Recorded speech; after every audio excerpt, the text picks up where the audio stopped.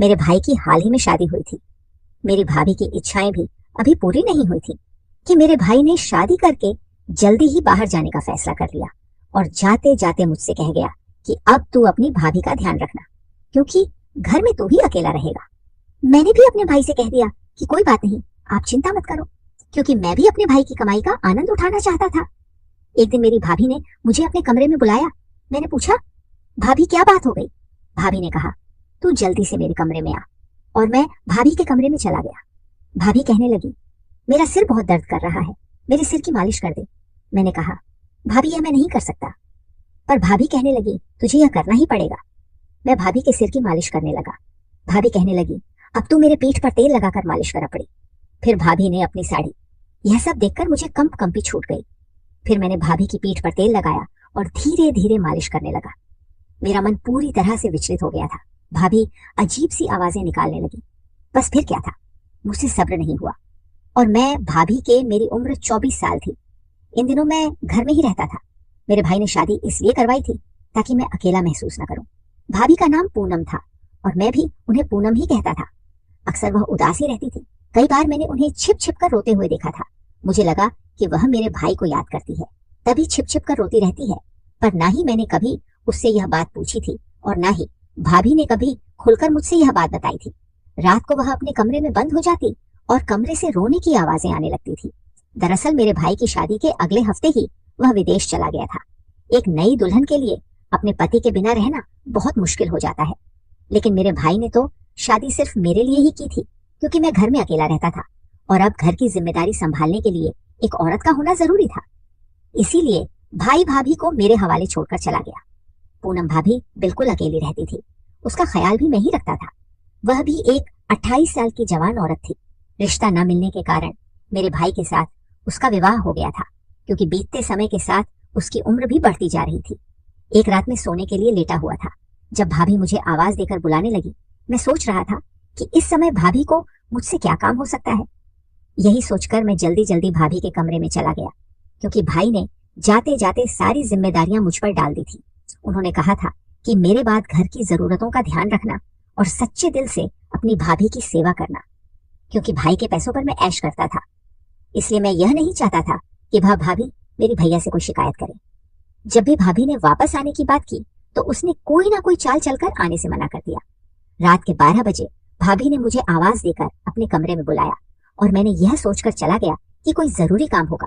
पर वहां जाकर मैं हैरान रह गया, क्योंकि वह खुद बिस्तर पर लेटी हुई थी। मैं घबराकर दरवाजे पर ही रुक गया। भाभी को आवाज देकर पूछा, भाभी मुझसे कोई काम था? मेरी आवाज सुनकर वह उठ गई और मैंने सोचा कि हमेशा की तरह अपने दुपट्टे से खुद को ढक लेगी, क्योंकि वह सारा दिन दुपट्टा ले रखती थी। मैंने कभी उसे इस तरह नहीं देखा था। पर मेरी आवाज सुनकर वह कहने लगी, समीर अंदर आ, मुझे तुझसे कुछ जरूरी काम है। भाभी अभी भी वैसे ही लेटी हुई थी। मैं कमरे में गया, लेकिन मेरी नजरें झुकी हुई थी और मैं शर्मा रहा था। मैंने भाभी को पहली बार इस तरह से देखा था। भाभी ने मेरी ओर मुड़कर देखा और मेरी झुकी हुई नजरों को देखकर कहने लगी, समीर शर्माने की कोई बात नहीं है। इस घर में हमें ही एक दूसरे का साथ देना पड़ेगा। मेरा पति तो विदेश में रहता है, लेकिन तू हमेशा यहाँ रहता है और मेरा ध्यान रखता है। यही सोचकर मैंने तुझे बुलाया कि मुश्किल वक्त में तू मेरा साथ देगा। भाभी की बात सुनकर मैंने हैरानी में उसकी ओर देखा। वह कहने लगी, मेरे सिर में बहुत दर्द हो रहा है, क्या तुम मेरी मसाज कर दोगे? तुम्हारे भाई ने मुझे बताया था कि तुम बहुत अच्छी मसाज करते हो और उनके सिर का दर्द कुछ ही मिनटों में ठीक हो जाता है। भाभी की बात सुनकर कर में मुस्कुरा दिया, क्योंकि यह बात सच थी कि भाई जब यहाँ होते थे तो हमेशा मुझसे सिर की मसाज करवाते थे, लेकिन वह तो मेरा भाई था और भाभी की मसाज मैं कैसे कर सकता था। भाभी ने मुझे सोच में डाल दिया था। समझ नहीं आ रहा था कि क्या करूं। मैं सोच रहा था कि भाभी किस तरह की औरत है जिसने अपने देवर से मसाज करने के लिए कह दिया। उसे नहीं आई, जबकि यह कोई बड़ी बात नहीं थी, लेकिन एक औरत का एक मर्द से मसाज करवाना, और वह भी अपने देवर से। अगर कोई और होता तो मना करने की बजाय उसे खरी खोटी सुना देता, लेकिन इस समय में भाभी के रहमो कर्म पर जी रहा था, इसलिए उसके सामने जुबान चलाने की हिम्मत नहीं थी और ना ही उसे मना कर सकता था। भाभी ने ड्रेसिंग टेबल पर रखी तेल की शीशी मुझे दिखाई और कहने लगी, बहुत अच्छा होगा अगर तुम मेरे सिर में मसाज कर दोगे।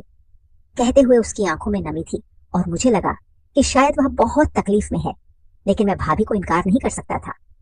मैंने वह तेल उठाया और उसके बितर के पास बैठ गया। फिर धीरे धीरे तेल उसके सिर पर लगाकर मसाज करने लगा। मैंने अपनी नजरें झुका ली थी और किसी भी तरह के जज्बात महसूस करने से खुद को रोका हुआ था। मेरे हाथ उसके सिर पर तेल लगाते हुए बुरी तरह कांप रहे थे।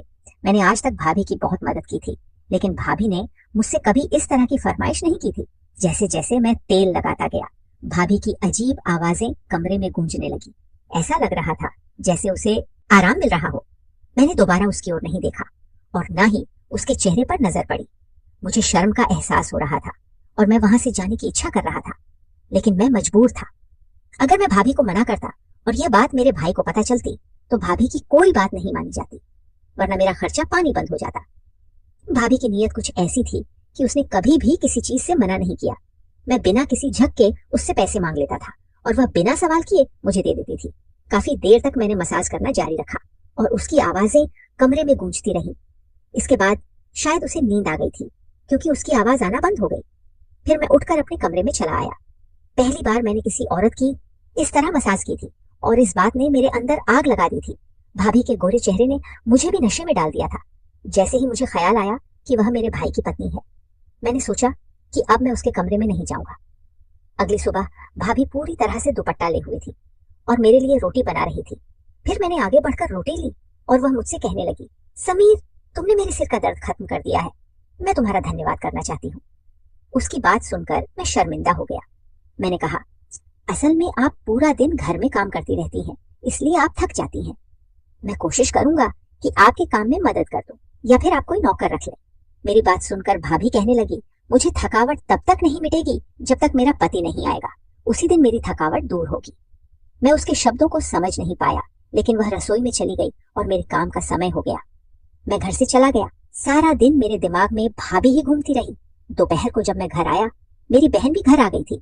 मैंने सोचा कि किसी भी तरह मौके की तलाश करके भाभी की मसाज वाली बात बता दूं, लेकिन वे दोनों इतनी मग्न थीं कि उन्हें मेरे लिए समय ही नहीं मिला।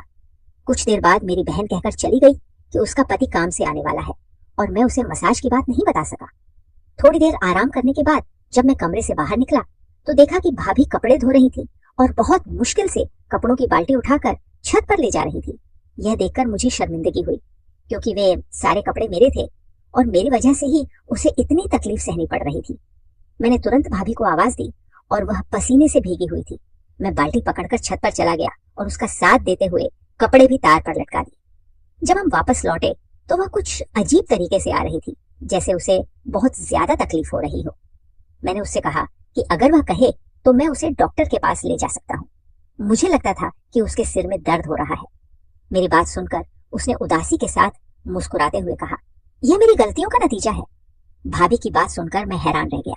उसने कहा, तू फिक्र मत कर, मैं जल्दी ठीक हो जाऊंगी, और अपने कमरे में चली गई। पिछले कुछ दिनों से उसकी हर बात मेरी समझ से बाहर थी और यह मेरे लिए परेशानी बन गई थी। कभी कभी ऐसा लगता था कि वह कुछ छिपाने की कोशिश कर रही है। दोपहर खत्म हुई और शाम हो गई। मेरा दिल चाय पीने को कर रहा था। मैं भाभी के कमरे में जाकर उसे आवाज देने गया, लेकिन वह अपने कमरे में रो रही थी और किसी को कह रही थी, यह सब कुछ तेरे कारण हुआ है। आज जो मेरी हालत है उसका जिम्मेदार तू है। भाभी की बातें सुनकर मैं दरवाजे पर रुक गया। मुझे नहीं पता था कि वह किससे बात कर रही थी, लेकिन यकीनन वह मेरा भाई नहीं था। भाभी की बातों से मुझे समझ आया कि उसके सिर में दर्द की यही वजह थी कि वह किसी और के साथ गलत तरीके से बात कर रही थी। मेरी समझ में नहीं आ रहा था कि यह सब सुनकर मुझे क्या करना चाहिए। बिना सोच विचार किए मैंने अपने भाई को फोन कर दिया। मैंने उससे कहा, आप वापस क्यों नहीं आ रहे? वह कहने लगा, क्या हुआ, सब कुछ ठीक तो है ना? मैंने उसे बताया कि उसकी पत्नी कैसे हरकतें कर रही है और बस यही कहा कि उसे तुम्हारी याद आ रही है, इसलिए जल्दी आ जाओ। कुछ बातें करके उसने फोन काट दिया। फिर मैं सोचने लगा कि मुझे क्या करना चाहिए। फिर उस रात भाभी ने मुझे आवाज देकर अपने कमरे में बुलाया। मैं उसके कमरे में गया और वह लेटी हुई थी और सिर की मसाज करने के लिए कह रही थी। मैंने चुपचाप तेल की शीशी उठाई और उसके सिर में मसाज करने लगा। मैं सोच रहा था कि वह मेरे पास से अपने सिर की मसाज क्यों करवा रही है। मुझे लगता था कि जब मैं कॉलेज जाता तो घर में कोई आता होगा। ये देखने के लिए अगले दिन मैं कॉलेज से जल्दी वापस आया, लेकिन यह देखकर मैं हैरान हो गया कि घर तो बिल्कुल सुनसान था और घर में कोई नहीं था। मैं घर से थोड़ी दूर खड़ा था और कुछ देर बाद भाभी घर आई। पसीने से भीगी हुई वह घर का दरवाजा खोलकर अंदर चली गई। मैं तुरंत घर गया और भाभी से पूछने लगा कि उसने पूरा दिन क्या किया। भाभी मुझे घर के कामों के बारे में बताने लगी। लेकिन उसने यह नहीं बताया कि वह बाहर क्यों गई थी। अब मुझे पक्का यकीन हो गया था कि वह कुछ ना कुछ गलत कर रही थी। पूरा दिन मैंने इसी तरह बेचैन होकर बिताया। मैं भाभी का सच जानना चाहता था। फिर रात के समय भाभी ने मुझे अपने कमरे में बुलाया। मुझे पता था कि वह मुझसे मसाज करवाना चाहती है, लेकिन मेरा दिल इस बात के लिए मान नहीं रहा था। यह सच था कि उसके सिर में दर्द होता था और उसकी आवाज सुनकर मैं उसके कमरे में चला गया। मैंने तेल की शीशी उठाई और फिर मसाज करने लगा, लेकिन उसने मुझसे कुछ ऐसा कहा कि मैं हैरान रह गया। उसने कहा, पहले लाइट बंद कर दे। यह पहली बार था जब उसने मुझसे लाइट बंद करने को कहा था। मैंने पूछा कि यह लाइट क्यों बंद करनी है, लेकिन वह गुस्से से मुझे देखने लगी। बार बार कहने पर मैंने लाइट बंद कर दी और मसाज के लिए तैयार हो गया। जब मैं उसके पास बैठा तो उसने मेरा हाथ पकड़ लिया। उसकी इस हरकत से मैं हैरान रह गया। मुझे गुस्सा आया कि वह अपनी हद पार कर रही थी। मैंने गुस्से में कहा, यह आप क्या कर रही हो? उसने कहा, समीर, मैं तेरे साथ बहुत जरूरी बात करना चाहती हूँ, लेकिन मुझ में इतनी हिम्मत नहीं है कि मैं रोशनी में तेरे साथ बात कर सकूं, इसलिए मैंने अंधेरा किया है। भाभी की आवाज में मुझे कुछ अलग सा एहसास हो रहा था। इसके बाद उसने मेरा हाथ पकड़कर अपनी बात कहनी शुरू कर दी। जो मैंने सुना उससे मेरे होश उड़ गए। उसने कहा कि उसे लड़कों का बहुत शौक है, लेकिन कोई भी उसके साथ रिश्ता नहीं रखना चाहता, इसलिए वह अकेली जिंदगी गुजार रही है। लेकिन बड़ी मुश्किल तब हुई जब उसकी जिंदगी में एक शख्स आया जिसने उसे प्यार और सपने दिखाए।